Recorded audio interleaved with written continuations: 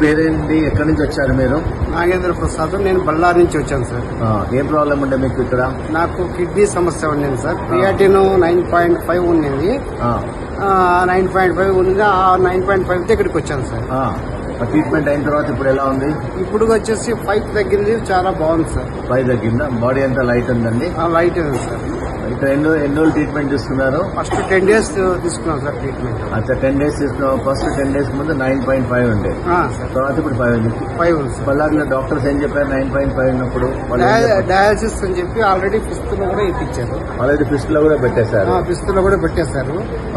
Dialysis కి రెడీగా ఉన్నారు. డయాలసిస్ మొత్తానికి ఎలా వీడియో చూసి వచ్చారా? వీడియో చూసి వచ్చాను sir. Okay, very good.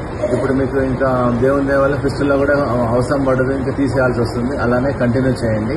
Body light అనిపిస్తుందా? లైట్ అనిపిస్తుంది సార్. Right right. ఓకే అండి, థ్యాంక్ యూ. మీ సలహా ఏంటి వేరే వాళ్ళకు, డయాలసిస్ చేసుకునే వాళ్ళకు?